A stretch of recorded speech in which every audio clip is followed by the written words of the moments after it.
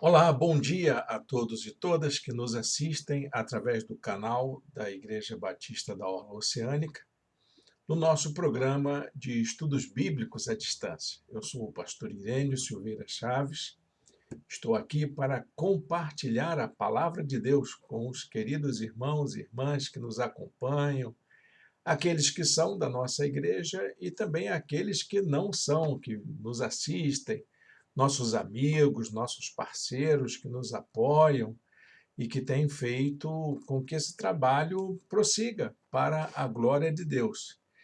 Hoje nós vamos iniciar uma nova série de estudos bíblicos em nosso programa de estudo bíblico à distância.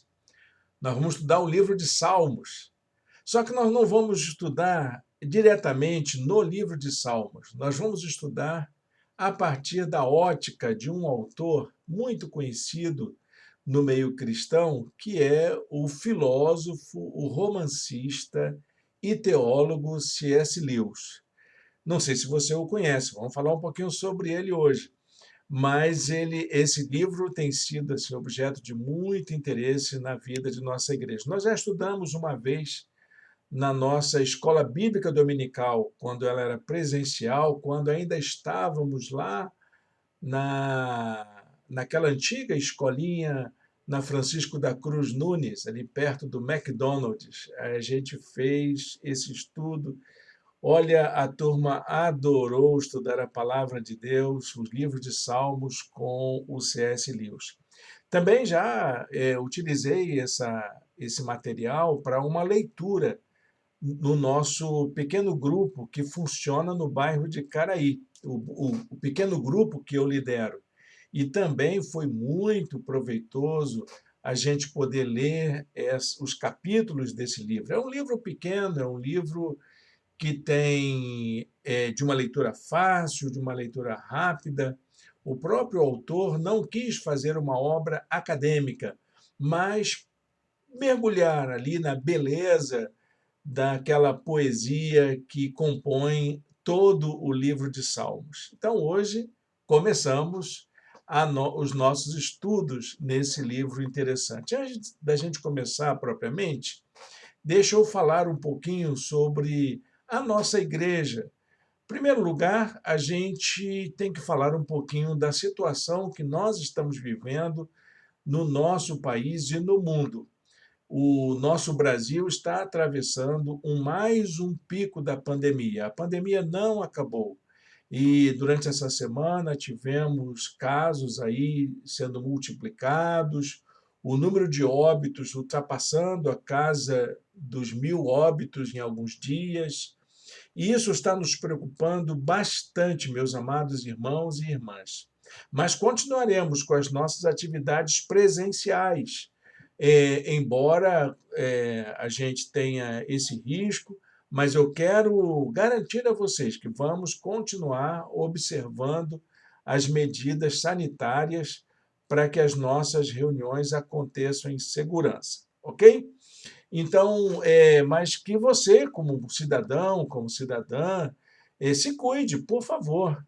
E a única maneira que temos de nos cuidarmos nessa pandemia é aquela que nós temos recebido, aquelas orientações que temos recebido da Organização Mundial da Saúde, que é composta de 3 recomendações básicas.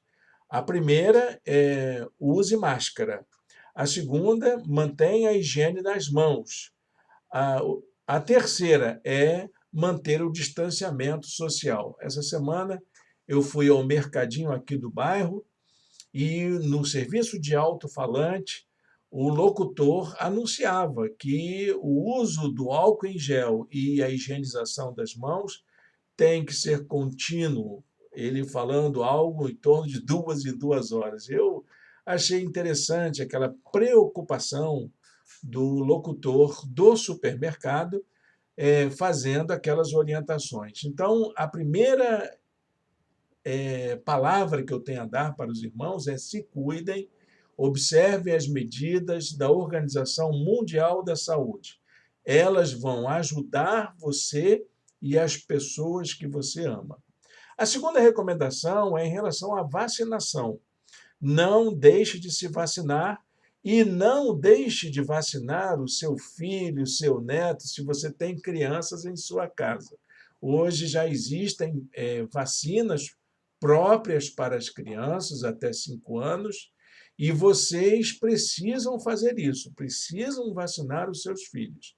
Não deem ouvidos a críticas, a suspeitas que são colocadas. Há muita fake news em torno da vacinação, mas a medicina, a ciência já deu comprovação, a Anvisa já autorizou, os municípios já ingressaram com suas campanhas de vacinação e nós, como igreja, apoiamos, viu, meus irmãos e minhas irmãs? Nossa igreja apoia a campanha de vacinação.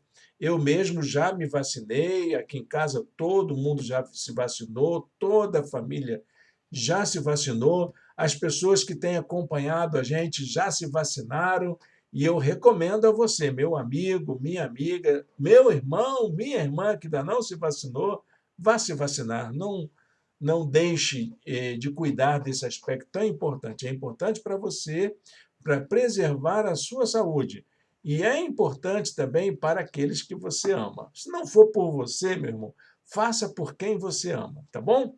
Bom, esses são os nossos avisos de prestação de serviço. Nossa igreja, nós continuamos com as nossas atividades presenciais todos os domingos às 18 horas.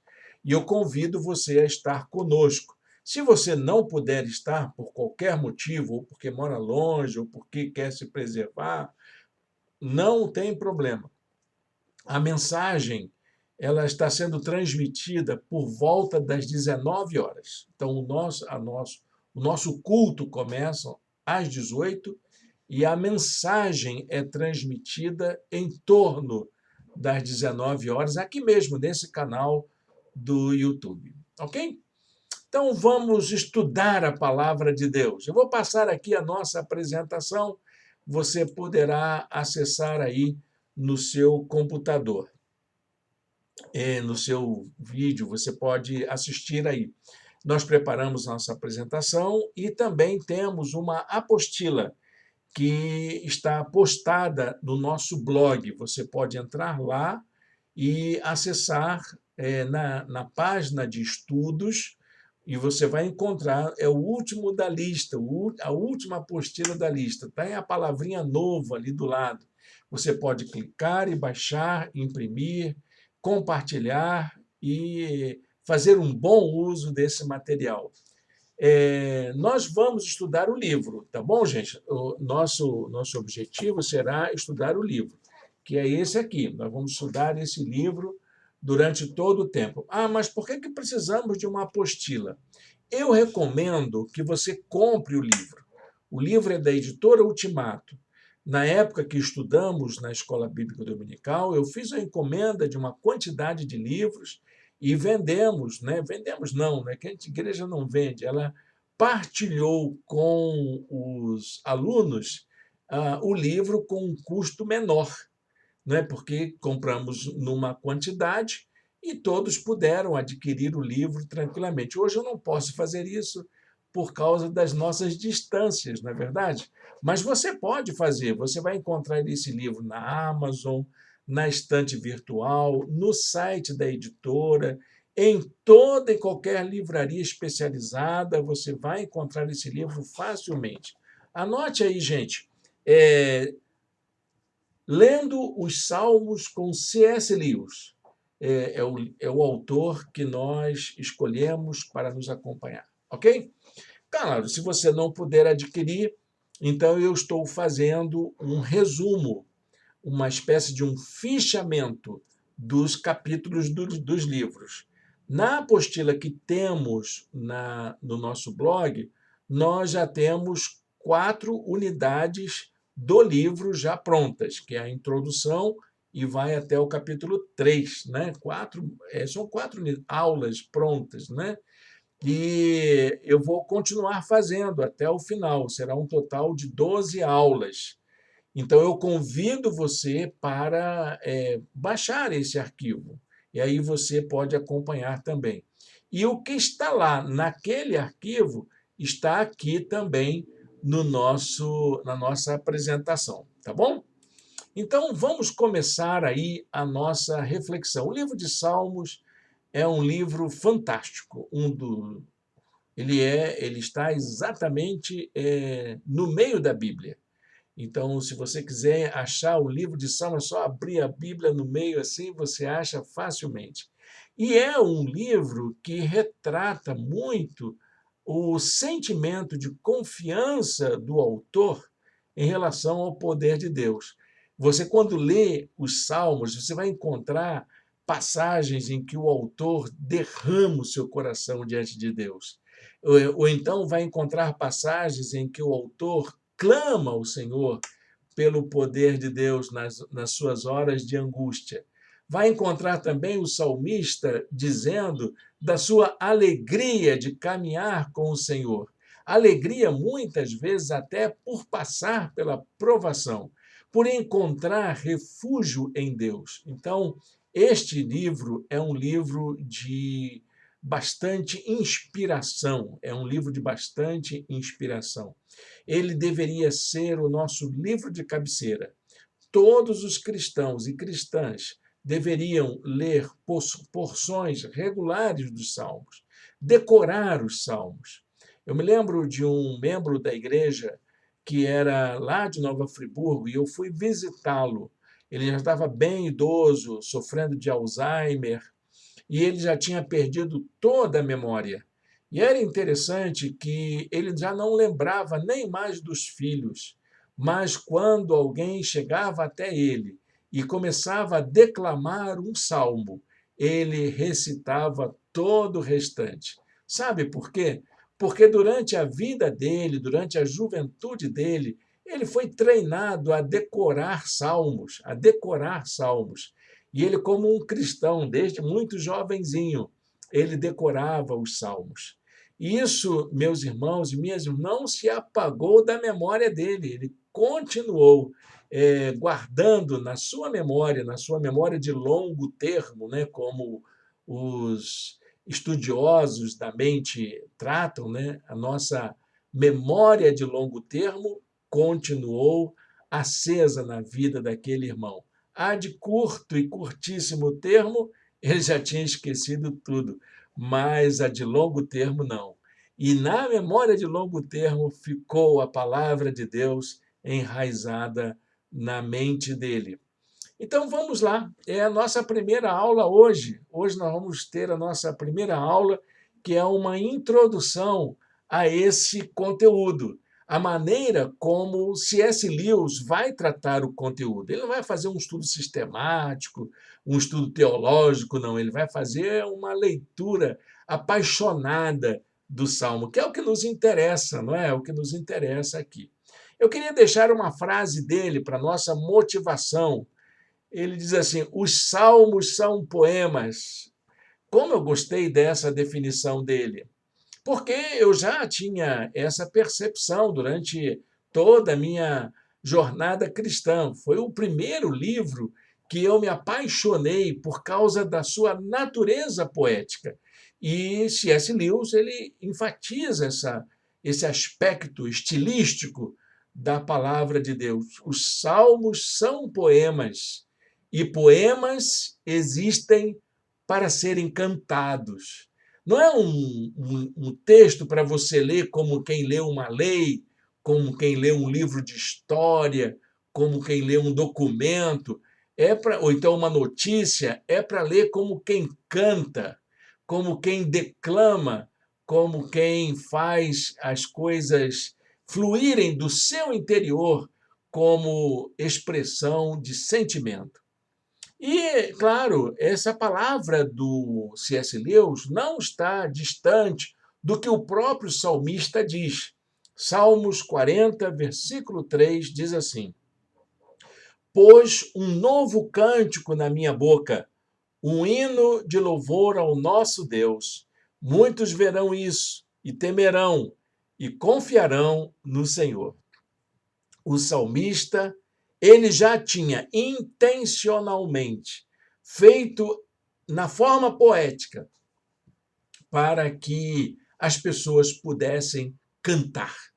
Cantar. Quando você lê um salmo, lembre-se disso. Quem escreveu, escreveu com o coração cheio de melodia, cheio de harmonia, e ele queria que a gente, quando o lesse ou quando o recitasse, também tivesse essa expressão musical da nossa adoração a Deus. Bacana isso, né? É muito importante isso para nós. Para a gente começar, então, eu gostaria que a gente conhecesse, em primeiro lugar, quem foi C.S. Lewis. Por que C.S. Lewis ele foi escolhido para a nossa caminhada?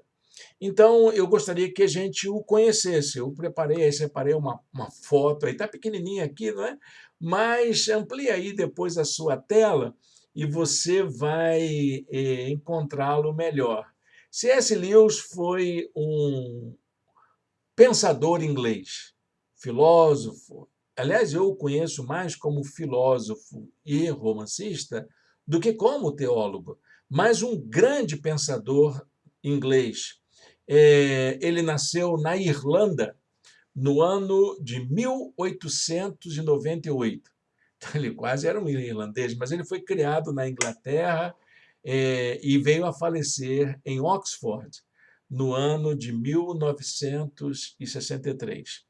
Ele viveu durante um período bastante conturbado, marcado por duas guerras mundiais, pelo avanço do nazismo e fascismo, e ele viveu na Inglaterra, que foi dos maiores alvos do poder nazista, né? Que Hitler, uma certa vez, enviou seus aviões para sobrevoar Londres e bombardear Londres, e estava lá C.S. Lewis vivendo essa agonia, vivendo essa tristeza durante a sua vida. Ele tinha um nome diferente, né? Clive Staples Lewis. Eu acho que é melhor a gente chamá-lo de C.S. Lewis mesmo. Como eu lido com o meu nome, né? O nome difícil, gente, vamos facilitar a vida dos nossos queridos. C.S. Lewis fica bem melhor. E esse pensador, ele atuou na maior parte do tempo como professor universitário, como escritor, como romancista, como poeta, como filósofo e teólogo. Então, ele teve uma vida bastante dinâmica, não é? No sentido da produção literária. Muitos o conhecem através das obras que ele escreveu, mas uma das tarefas mais importantes e que deu notoriedade para ele foi durante a guerra, em que ele atuou como um conselheiro na Segunda Guerra Mundial para aquelas pessoas que iam trabalhar como capelães, né?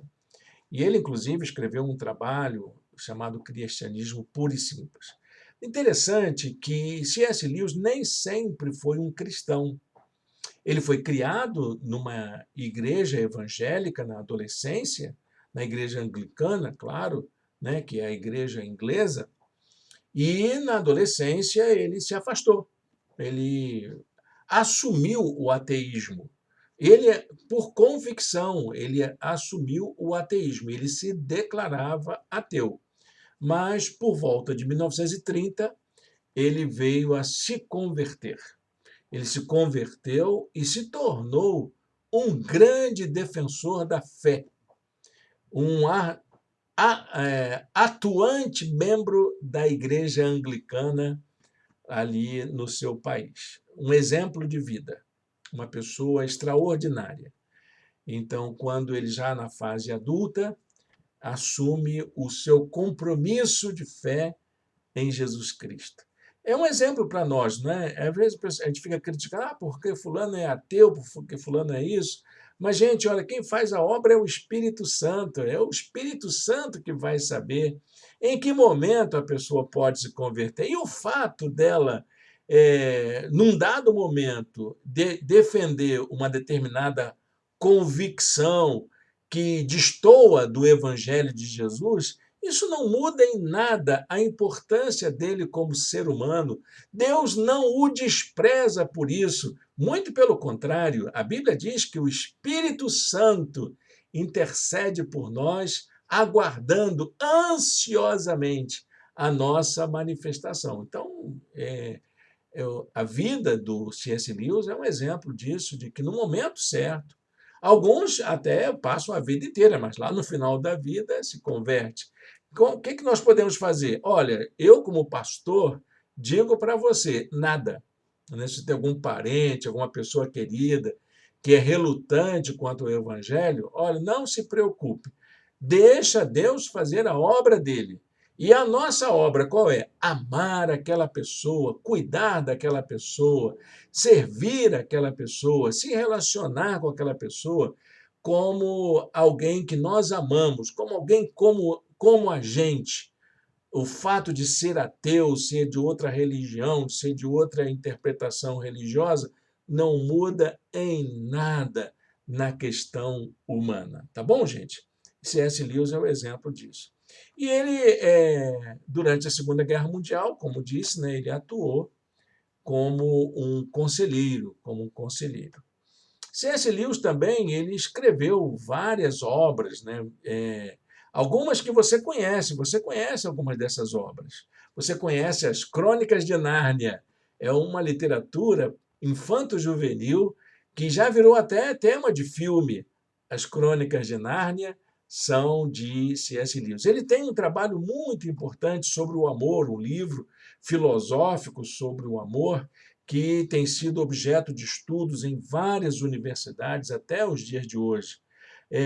Também o texto dele sobre a angústia e o sofrimento. Que trabalho extraordinário! É um trabalho filosófico também muito importante. No campo da teologia, ele escreveu Cristianismo Puro e Simples, que é o resultado das suas reflexões durante o aconselhamento na guerra. Ele pega os elementos essenciais da nossa fé cristã e aplica de forma prática à vida, a pessoas que estão enfrentando conflitos, a pessoas que estão lutando consigo mesmo. Ele é um teólogo, propriamente falando sobre isso. Poderia citar aqui outros trabalhos do C.S. Lewis, mas não é o nosso foco aqui neste momento, tá bom, gente? Então, esteja aí apresentado C.S. Lewis, esse é o nosso público, os nossos ouvintes. Meu querido ouvinte, esse é o C.S. Lewis, muito prazer, que Deus abençoe a todos nós. Né? C.S. Lewis deixou uma página bastante indelével de contribuição na história do pensamento humano, Muito bem, gente. Agora nós precisamos também fazer uma outra ponderação, que é a respeito do livro de Salmos. O que é o livro de Salmos? Por que ele existe? O que faz com que ele seja um livro tão especial? O livro de Salmos, como todos nós sabemos, ele nem sempre foi nesse formato que nós temos na Bíblia. Ele foi escrito, primeiramente, ele foi declamado, né? Ele era declamado, ele não era escrito em papel. A expressão linguística dos salmos era oral, porque toda a palavra de Deus ela surgiu primeiramente assim, através da tradição oral e era passada, né, através da musicalização, eram cânticos feitos para serem entoados nos degraus, no tabernáculo, nas caminhadas feitas pelo povo de Deus. E esse livro ele depois foi coletado, né, no tempo da escrita, quando a escrita se organizou, e na tradição judaica ainda é preservada na forma de um rolo. E na nossa Bíblia está aí, né? Você abre a Bíblia, no meio da Bíblia está o livro de Salmos, bem exatamente no meio da Bíblia. Então, para definir, o livro de Salmos é conhecido por causa da sua linguagem poética. Essa é a característica principal. Ele está quando a gente classifica os livros da Bíblia, nós temos os livros da lei, os livros históricos, os livros poéticos, os livros proféticos. Esses são os profetas maiores e os profetas menores. São 5 partes do Antigo Testamento.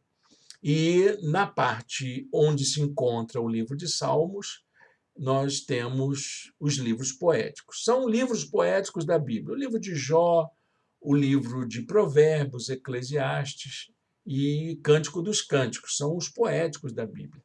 Alguns incluem esse trabalho entre a chamada literatura sapiencial, porque eles não eram só cânticos, não eram só melodias, eram também oportunidades de passar ensinamentos de sabedoria para o povo.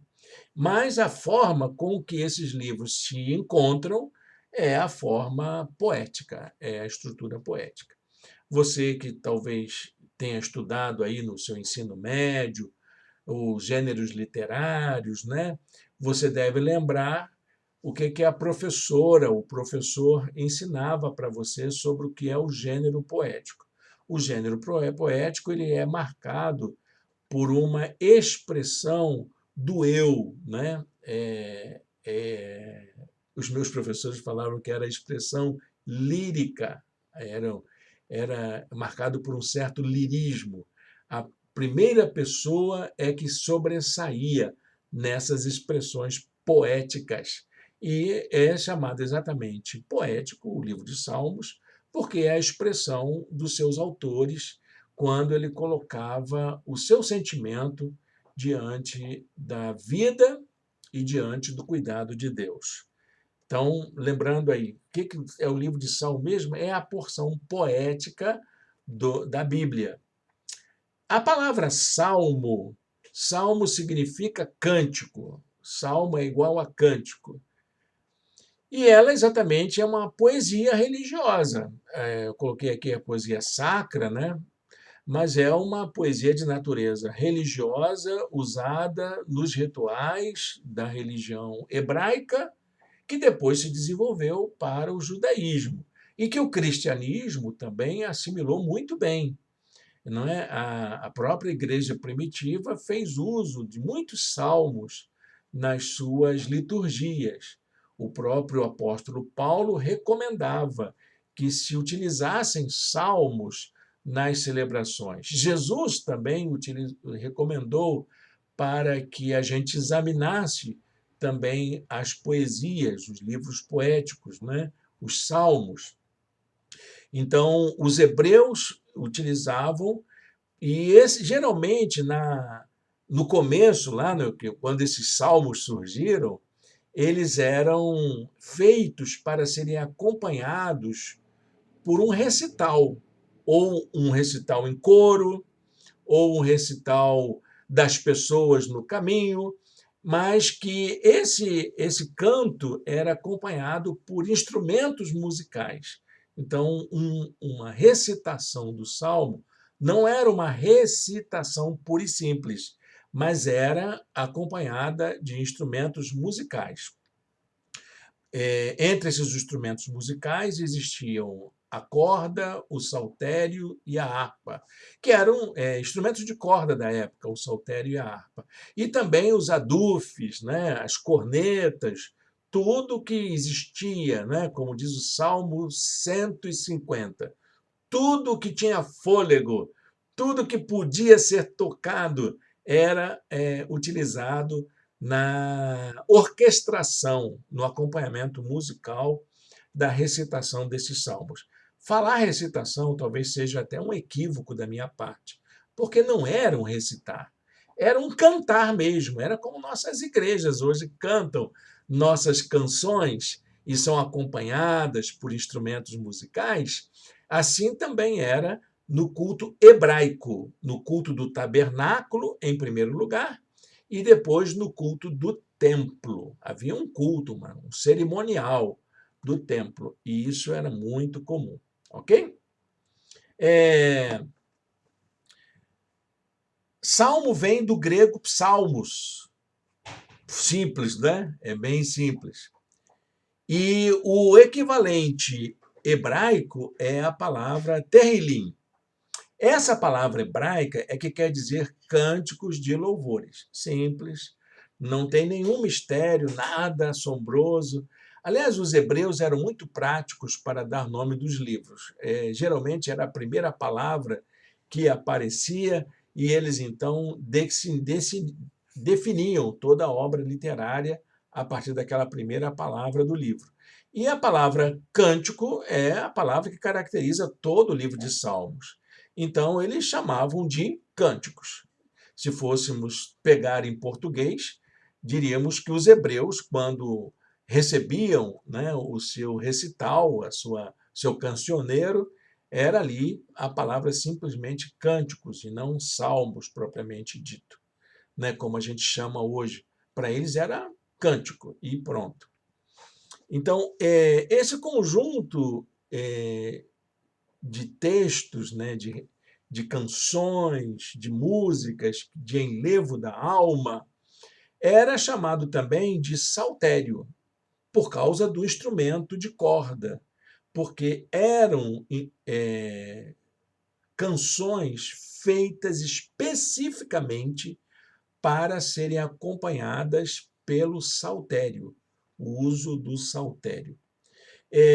Então, a palavra salmo tanto pode significar uma coleção de cânticos religiosos, ou mesmo os instrumentos, né, que acompanhavam. Não era qualquer música, era a música tocada com o saltério. E essa palavra muitas vezes era usada para descrever as canções que estão nos salmos, a coletânea toda, né? Bom, o livro de Salmo tem uma estrutura, há uma estrutura básica, né? Vamos tentar ver como é que é essa estrutura? A primeira é que existem 150 salmos. Há uma diferença de numeração entre a Bíblia católica e a Bíblia protestante, é uma diferença mínima. Num dado momento, a numeração fica, não sei se atrasada ou adiantada, em relação aos salmos da Bíblia protestante. A Bíblia católica fica com um número a mais ou um número a menos. Não me lembro bem como é que... Eu sei que é uma mudança, né, que eles mesmos fizeram, a partir dos concílios que eles decidiram. A Bíblia protestante, ela segue a numeração da Bíblia hebraica. Existe a chamada Bíblia hebraica. Nós já estudamos sobre isso, né? Que é a Bíblia Stuttgartiana. Ela é a base para a Bíblia protestante. Então, por isso que tem essa pequena diferença de numeração, porque a numeração da Bíblia protestante é a numeração da Bíblia hebraica, ok? É a chamada Bíblia mais tradicional. Além de ter esses 150, mas são 150 salmos, de um ou de outro, são 150 salmos. A numeração é que altera um pouquinho, um fica para mais, outro para menos, há uma mudança de ordem, que eu não sei por quê, né? Eu não sei por quê. Mas essa mudança, eu sei que dentro da nossa tradição protestante são 150 salmos, também na Bíblia católica, 150 salmos. Esses salmos estão divididos em 5 seções, que são chamadas de livros. Então, o livro de Salmos é uma coletânea de livros. Tem 5. Então, a organização está exatamente assim. A numeração segue essa ordem dos livros. Nós temos o primeiro livro, que vai do Salmo 1 ao 41. O segundo livro, que vai do Salmo 42 até o 72. Temos o terceiro livro, do Salmo 73 ao 89. O quarto livro, do Salmo 90 ao 106. E o quinto livro, que é do Salmo 107 até o Salmo 150. Desses livros, né, nós temos aí um período longo de produção desses salmos. Todos eles surgiram numa distância de tempo, uma distância temporal de cerca de 1000 anos. Começa exatamente lá no período do final do exílio babilônico, no Êxodo. É no Êxodo que começa a tradição de recitar salmos e que vai durar até o êxodo babilônico. Então, é 1000 anos exatamente por isso, que vai de um exílio a outro. Do fim de um exílio ao começo de outro. Ok? É bom a gente anotar isso, porque esses salmos eles marcam momentos históricos do povo de Deus, do povo hebreu, né? Marcam esses momentos históricos. E é nessa sequência que os textos vão surgindo. Isso quer dizer o seguinte, gente: o livro de Salmo não teve um autor só. Geralmente a gente acha que foi Davi, né? Salmos de Davi. Não, Davi não foi o único autor dos salmos. Ele foi o maior. A maior quantidade de salmos foram escritas exatamente por Davi. Davi era um músico. Ele tocava harpa, não é? E foi uma das características do seu trabalho, né, que chamou a atenção. Ele apacentava as suas ovelhas, tocando harpa, enquanto tocava harpa, e ele usou esse instrumento de cantar, de fazer suas melodias, para apaziguar o coração de Saul, né? Então ele tinha esse dom, né? Era um dom que ele possuía. Então Davi escreveu 73 salmos. Ah, quais são eles? Bom, eu não vou citar quais são eles, vou fazer dos outros, né? Quando eu falar dos outros autores, eu vou dizer quais são os salmos que eles escreveram, porque fica mais fácil. Então você exclui o que os outros escreveram, o que sobrar é do Davi. Então, por exemplo, Salomão. Salomão tem salmos escritos, 2 salmos escritos, que é o Salmo 72 e o Salmo 127. Os filhos de Coré, que eram um grupo de músicos, né? Eles têm 12 salmos. Aí tem a lista, né? De 42 a 49, 84, 85, 87 e 88. Temos Asaf. Asaf também foi um grande músico dos hebreus, né? Também tem 12 salmos de Asaf. É o Salmo 50 e os salmos de 73 a 80. Emã é um outro salmista, tem um salmo apenas, que é o de número 88. E nós temos Etã, tem um salmo também, de número 89. E, para nossa surpresa, temos um salmo de Moisés, que é o salmo de número 90. Ok, gente? Então, tem aí esse levantamento dos autores. Quais são os autores que estão presentes, né? Esses importantes escritores dos salmos. Muito bem, feito isso, nós vamos apresentar a proposta de C.S. Lewis, que é o seu convite para a gente fazer a leitura dessa obra fantástica que abençoou o povo de Deus desde quando foi levado à Terra Prometida, né? Então, o povo de Deus vem sendo abençoado com a leitura dos Salmos, com o cântico dos Salmos, desde muito tempo. A gente colocaria aí 3.500 anos, mais ou menos, de caminhada com essa musicalidade, com essa inologia, né, que tem marcado a vida do povo de Deus. Bom, para a gente conhecer, então, o que o C.S. Lewis propõe, ele propõe, então, que a gente olhe os Salmos como um livro poético mesmo. Ele diz: os Salmos são poemas, e poemas existem para serem cantados. Não são tratados doutrinários, nem mesmo sermões. Ali não tem lição de moral para ninguém. É apenas música, é expressão da alma, do coração, do sentimento. É o lírico da nossa fé, né? O elemento lírico da nossa fé.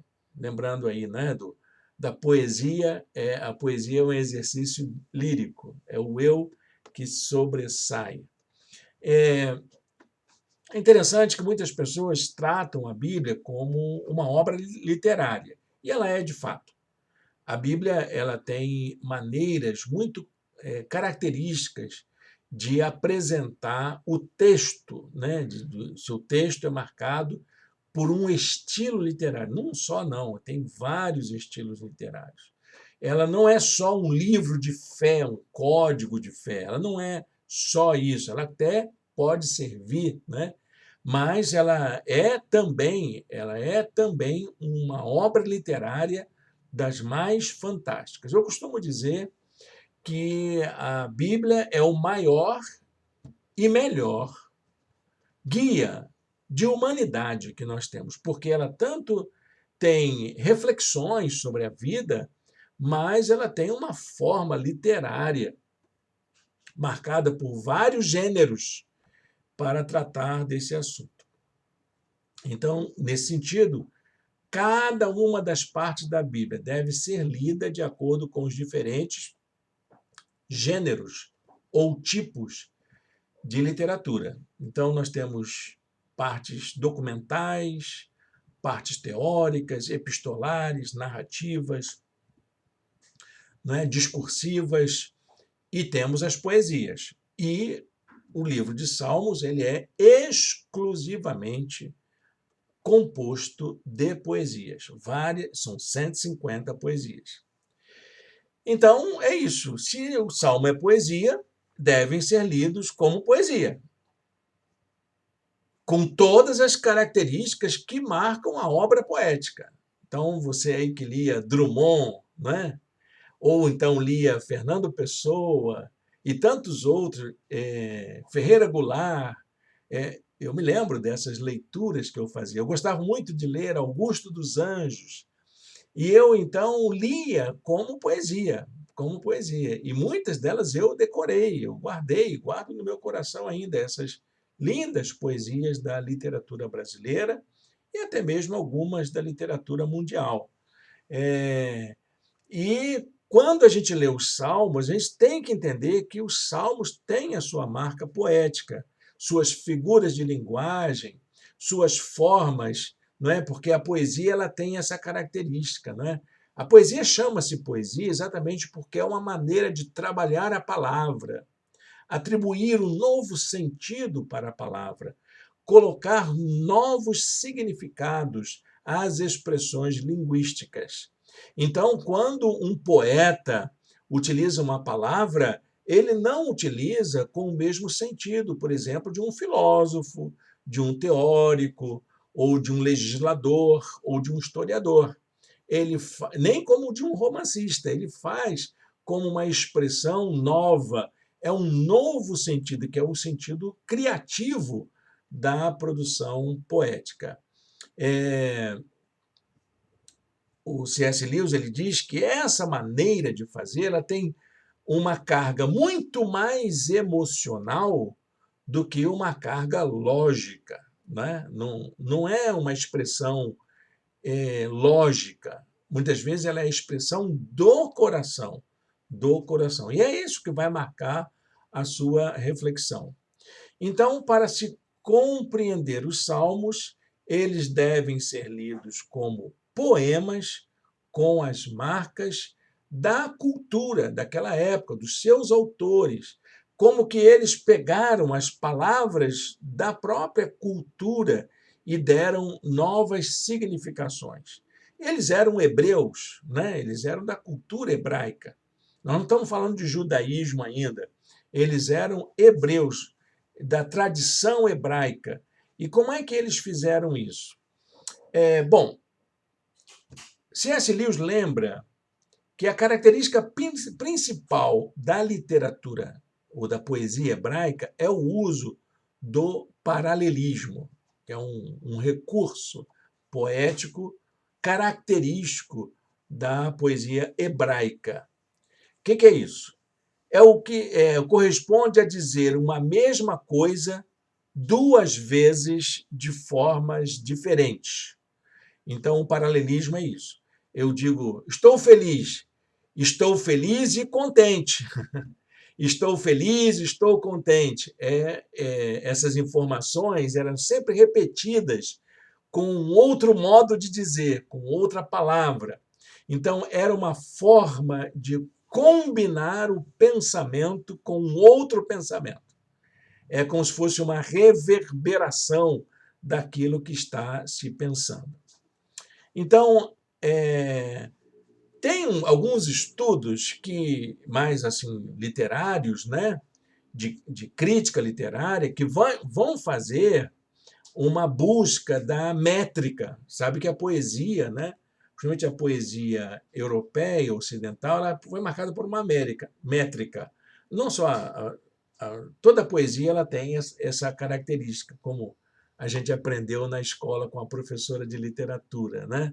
Não só era lírica, mas também tinha uma métrica e tinha também uma rima, né? Eram as três marcas da poesia: a lírica, a métrica e a rima. E essa característica da métrica, ela está presente lá nos Salmos, mas só que o Salmo foi escrito em hebraico e nós temos o texto em português. Então, muito da métrica e da rima nós não herdamos na tradução. Não foram preservadas na tradução. E ele ressalta isso, C.S. Lewis ressalta isso. Então, essa característica da métrica, da melodia métrica, né, para caber dentro da música, e também a rima, nós não vamos ter essa riqueza no texto em português e nem em língua nenhuma, porque era característico da língua hebraica. Elas foram colocadas assim lá na língua hebraica. No português, então, a gente perdeu muito dessa beleza melódica, né, de estrutural, métrica e de rima da poesia. C.S. Lewis diz assim: o paralelismo consiste em uma forma caracteristicamente hebraica de dizer a mesma coisa de um outro jeito. Guarda isso, porque, por exemplo, nós estamos estudando nos sermões da noite, né, as séries das bem-aventuranças, e Jesus utiliza essa estratégia, esse recurso literário do paralelismo. Ele faz isso muito. Aliás, todas as bem-aventuranças ela tem uma estrutura poética e que vão repetindo aí, né? Bem-aventurados, bem-aventurados. E, na verdade, é uma forma de dizer a mesma coisa de outros modos, que todo mundo pode ser feliz. Não importa quem seja, então vai dizendo, você pode ser feliz assim, pode ser feliz assim, pode. Então é muito característico dessa tradição hebraica, tá bom? Vamos ver alguns exemplos disso que o C.S. Lewis fala? Eu fiz uma busca aqui de alguns versículos dos Salmos que têm esse paralelismo. Vamos ver quais são alguns deles? Primeiro, a lei do Senhor é perfeita e revigora a alma. Os testemunhos do Senhor são dignos de confiança e tornam sábios os inexperientes. Olha a repetição da ideia da lei do Senhor, e depois ele vai falar da mesma lei, chamando essa lei de testemunhos do Senhor. É o paralelismo. Outro exemplo: a minha alma apega-se a ti, a tua mão direita me sustém. Ele está falando da maneira como ele está ligado a Deus. Assim como ele está ligado a Deus, Deus está ligado a ele. A minha alma se apega ao Senhor, mas é o Senhor que me sustém. Salmo 63, versículo 8. As águas se levantaram, Senhor. As águas levantaram a voz. As águas levantaram o seu bramido. Aqui já tem dois paralelismos. As águas, como que elas se repetem, aí insistindo como se fosse um barulho das águas, mas também a ideia de que elas têm uma voz. E essa voz é um grande brado. É como se Deus estivesse querendo falar alguma coisa muito importante e nós estamos com muita dificuldade de ouvir, e Deus tem que bramir, falar alto, para que nós possamos ouvir. Outro exemplo, Salmos 145, 18 diz assim: O Senhor está perto de todos os que o invocam, de todos os que o invocam com sinceridade. Olha que coisa interessante. Não basta você só invocar o Senhor. Ai, meu Deus! Não, tem que invocar com sinceridade. Aí repete exatamente para dar ênfase a essa necessidade de sermos sinceros, de ser uma expressão da alma, alguma coisa que vem do coração. Então, é claro, nós já vimos aí, eu até já comentei, Jesus fez uso dessa forma com o fim de transmitir seus ensinos. Jesus era um especialista em usar o paralelismo. Aliás, Jesus usou várias figuras de linguagem, vários estilos para transmitir a mensagem. Usou parábolas, usou narrativas, usou princípios da literatura sapiencial e usou também as formas poéticas com o paralelismo. Vamos ver alguns paralelismos de Jesus? Mateus 7, 2 diz assim: Pois da mesma forma que julgarem, vocês serão julgados. Olha o paralelismo aí. Você julga lá e você vai ser julgado aqui. E a medida que usarem também será usada para medir vocês. Interessante. Peçam e lhes será dado. Busquem e encontrarão. Batam e a porta lhes será aberta. Essa sequência de ações paralelas, né? E que você vai insistindo e você será atendido. Então, a gente começou a ver que o paralelismo ele tem um aspecto didático, né? De ressaltar uma mensagem para nós. E esse aspecto didático, o próprio C.S. Lewis lembra para nós que a sua função é conferir à essência da mensagem um sentido rítmico, mágico, de modo que fosse facilmente lembrado. Lembram que aí a poesia era para ser cantada. E uma vez cantada, aquela forma harmoniosa de repetir as palavras e de combinar essas repetições com significados próximos um do outro, ajudava, então, as pessoas a lembrar posteriormente. Para decorar mesmo, era a decoreba mesmo. Então, as pessoas decoravam esses cânticos para a sua vida. C.S. Lewis diz uma coisa muito importante no encerramento da nossa aula de hoje. Ele diz: a mim me parece apropriado, quase inevitável, que quando essa grande imaginação, que no princípio, para o seu próprio deleite, para o deleite dos homens, dos anjos, e a seu próprio modo dos animais, criou e constituiu toda a natureza e permitiu-se expressar em linguagem humana, ela usasse a poesia, posto que a poesia é também uma encarnação que dá ao corpo ao que outrora foi invisível, que dá corpo ao que outrora foi invisível e inaudível. Que bacana. C.S. Lewis ele destaca, né, um aspecto até místico da poesia, como que essa poesia motiva a gente a ter uma experiência com Deus, a encarnar a presença de Deus entre nós.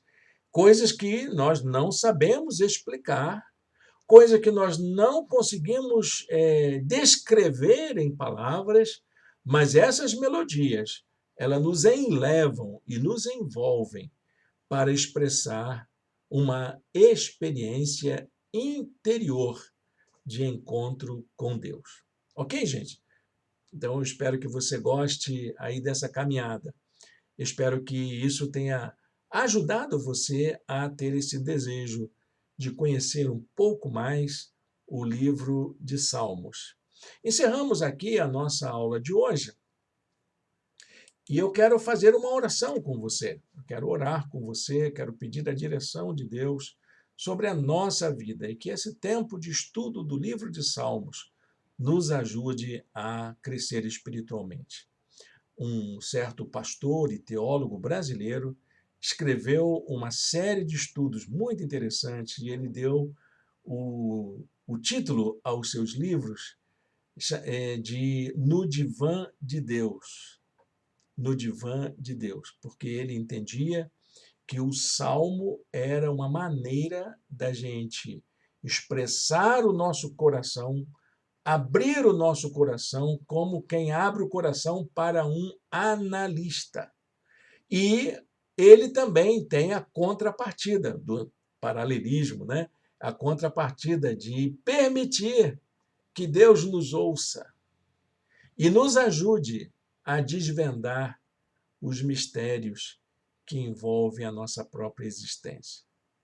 Então, recitar o salmo, cantar o salmo, ler poeticamente os salmos é um exercício de análise, de autoanálise, de crescimento pessoal, de aprofundamento da nossa experiência com Deus. Ore ao Senhor comigo. Senhor Deus e Pai, muito obrigado, Senhor, por esta primeira aula do nosso estudo, por esta manhã de domingo. Muito obrigado pela maneira como o Senhor tem falado ao nosso coração e que o Senhor nos abençoe durante essa jornada, que esses estudos possam fazer bem para a nossa alma, para a nossa vida e que o Senhor fale profundamente ao coração de todos e todas, em nome de Jesus. Amém. Bem, quero convidar você para logo mais, às 18 horas, estaremos em nosso espaço. Hoje é o primeiro domingo, o dia da Ceia do Senhor. Convido você a vir celebrar com a gente.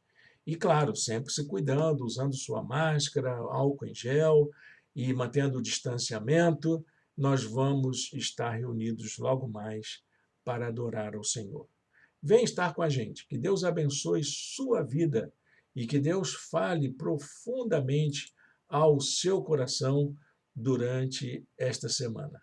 Até o próximo domingo, ou até logo mais, se Deus assim permitir.